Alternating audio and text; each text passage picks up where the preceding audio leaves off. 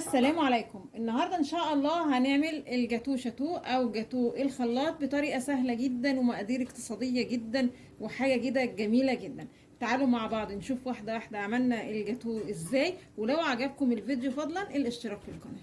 اول حاجه هجيب الخلاط، هضيف كوبايه لبن، كوبايه سكر، نص كوبايه زيت، نص كوبايه كاكاو خام، باكو فانيليا.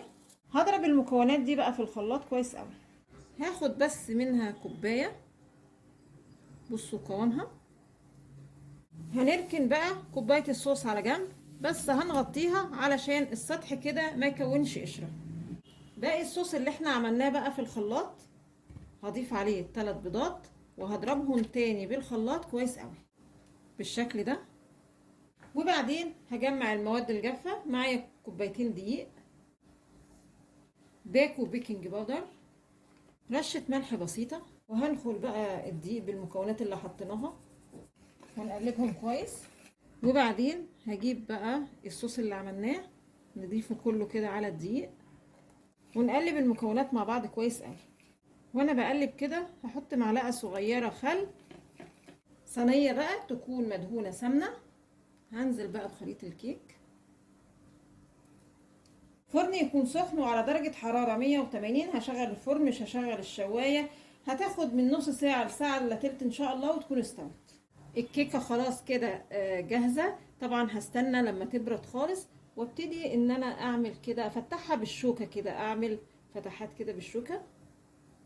وبعدين هشرب الكيكه نص كوبايه لبن، ومعايا هنا كريمه يعني عباره عن كوبايه كريم شانتيه، هتاخد قصادها كوبايه وربع لبن متلج. طبعا عايزه بقى تكتري الكميه تقللي براحتك، بس هو ده مقدار الكريمه.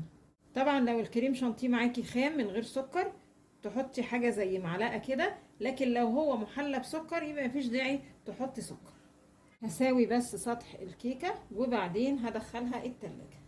بعد نص ساعه خرجت الصينيه بقى من التلاجة. هجيب كوبايه صوص الشوكولاته اللي انا كنت ركناها في الاول على جنب، هنزل بيها كده بقى على الكريمه. نبتدي بقى نقسم الصينيه وبعدين نعمل وردة كده على كل قطعة. اي تزويق بقى تحبيه شكلي بيه.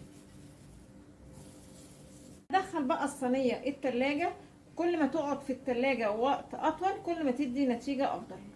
تعالوا بقى نشوف ايه الاخبار.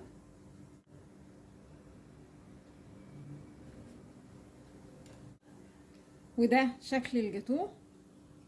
عايزه اقول لكم بصوا يعني الكيكه طريه جدا ودايبه كده في الشوكولاته، والطريقه زي ما انتم شايفين يعني مفيش اسهل من كده.